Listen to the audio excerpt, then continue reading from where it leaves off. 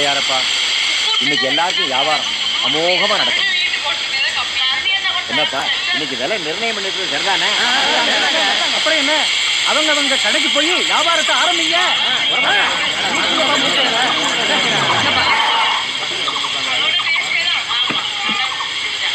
ஐயா வணக்கம். ஐயா வணக்கம். வணக்கம்.